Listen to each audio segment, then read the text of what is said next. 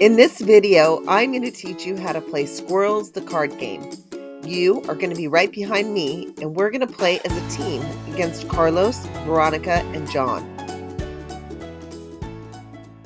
We are going to take the 2 decks of cards in the game box and shuffle them together. For each player in the game, we deal 20 cards face down.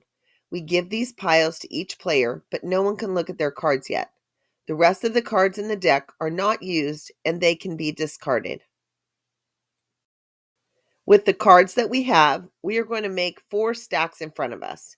We do this by dealing 2 cards face down and the top card in each stack face up.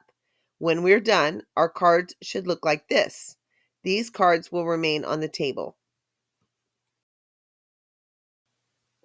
We should have 8 cards left. We are going to put these cards in our hands and we can look at them, but don't show them to any other players. This is how our cards should look.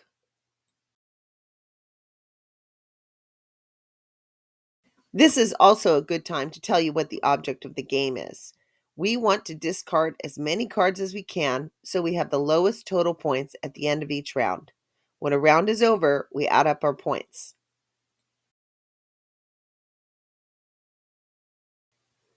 I will explain what these cards do as we play the game, but this is how the cards are scored. Remember, we want to get rid of cards so we have the lowest total score.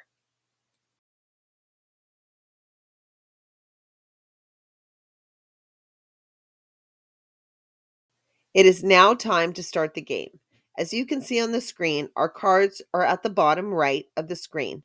On the top left, we have the names of all the players sitting at the table. You and I are at the bottom of the table. Carlos starts the game and puts a 10 down. When number cards are played, they are played face up in the center of the table between the players. His turn is over. I will explain why in a minute. Veronica plays an 8. If there are existing number cards in the center, the new number cards are always placed on top of the pile. It is now John's turn. When a number card is placed in the center pile, it must either match or be below the value of the top card. In this case, John can place an 8 or any number below an 8. He cannot place a 9 or a 10. John decides to place a 6 card. It is now our turn. Based upon what we have learned, we know we can't play any number card above a 6. So the 10 and those 2 sevens are out. However, we can play a 5. But can we play 2 5 cards? Yes, we can. You can play multiple number cards if they have the same value. In this case, 2 5s are good. However, you can't mix numbers. In this case, you could not play a 5 and a 1.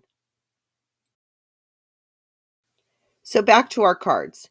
We are going to play both of the 5s in our hand. They go on top of the pile. If we had wanted to, we could have only played one of the 5s. You don't have to play all of your number cards that you have of the same value. Most of the time, since the goal is to get rid of cards, you probably want to play as many as you can. It's back to Carlos. He's going to play another 5. So far, everyone who has played a number card has ended their turn. The reason is that unless there are 4 cards in the pile with the same value after you place your cards, your turn is over. In this case, there are 3 5s, so Carlos's turn is over. Veronica is also going to place a 5 down. Once the 4th card of the same value is placed, no other cards can be placed and the pile is discarded from the game. The player who puts the 4th card down with the same value gets to continue as if their turn just started. In this case, it was Veronica, so she gets to continue. As it turns out, she also has 4 1s. She places these down. Since there are 4 cards with the same value, these cards are discarded. If you have the cards that allow it, there is no limit to the number of times you can take another turn. Veronica thinks about her next move and then places a 4 card down. It is back to John. He's going to put down 2 fours.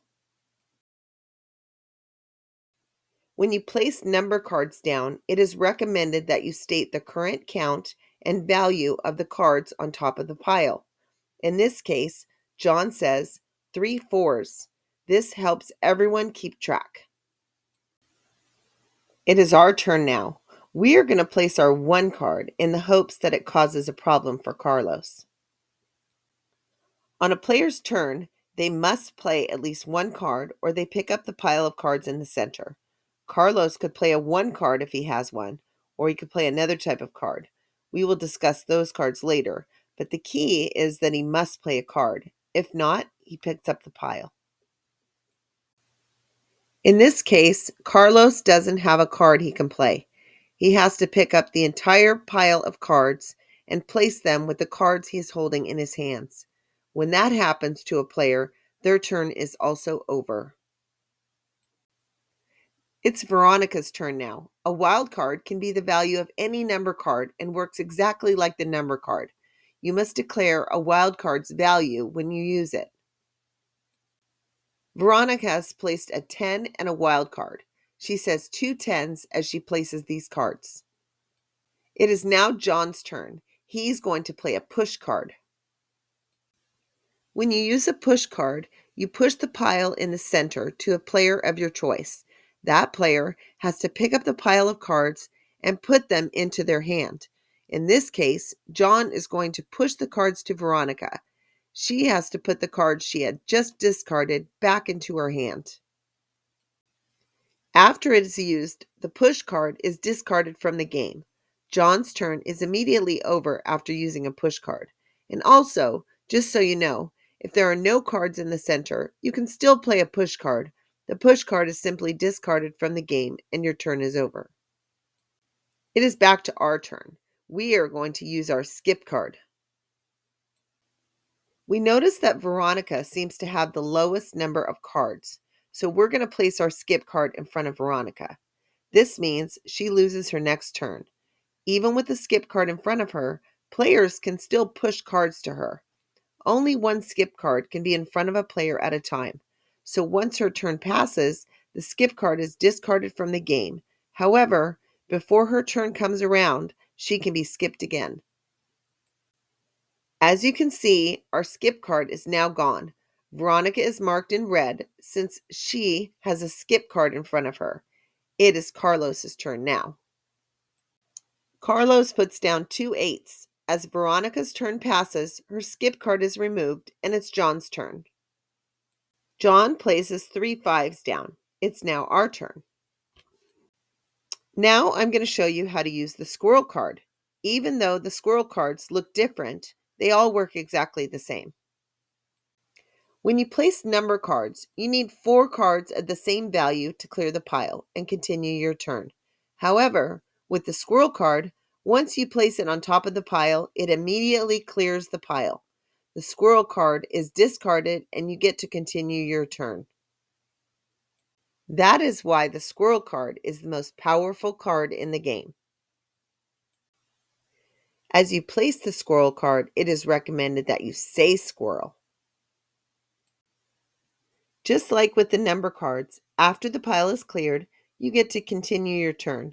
You can play another squirrel card or any other card that you have available. Since it is still our turn, let me explain about the stacks of cards in front of us.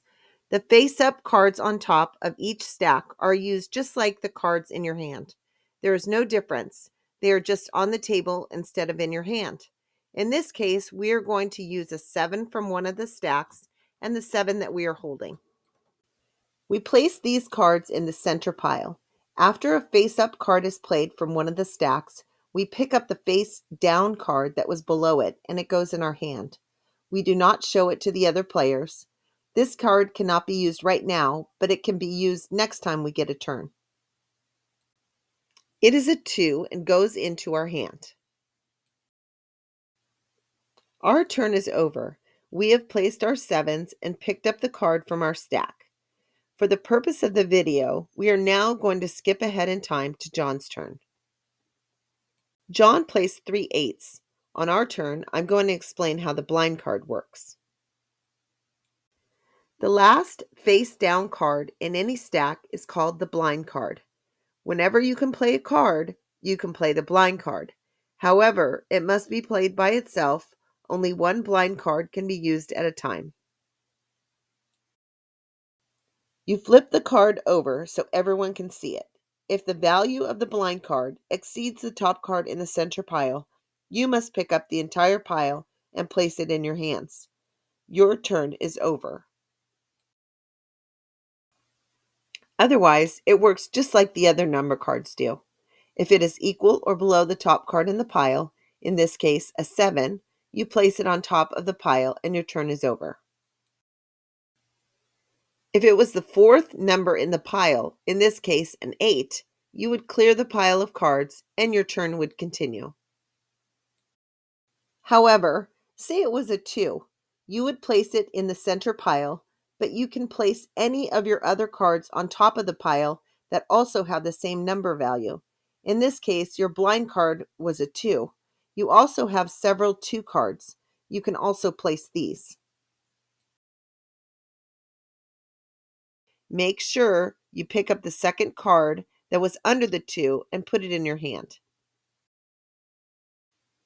What if a blind card is not a number card? It will follow the effects of whatever card it is. Squirrels clear the pile. You would place the skip card in front of another player. You would push the pile to another player. And a wild card can be any number you want. Okay, I have shown you how all the cards work. Let's talk about how a round ends. The first player to discard all of their cards triggers the end of the round. That player is now safe. No cards can be pushed to them or skip cards can be placed in front of them. They have 0 points for that round. They are always considered having the lowest score for that round. Let's say we went out first. Continuing clockwise, each player gets one more turn to get rid of cards on their last turn. Like normal gameplay, on a player's final turn, they can continue their turn if they have the cards that allow it. A skip card can be placed in front of a player before their final turn and will prevent them from taking their final turn and discarding any cards.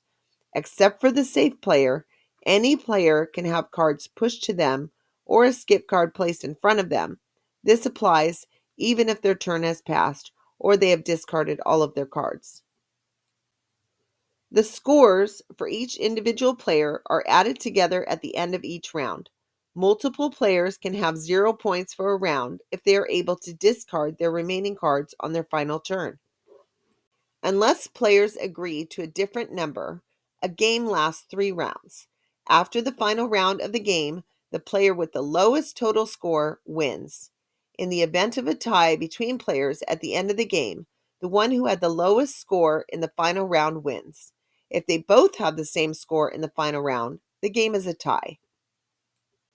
In this case, Veronica was the winner.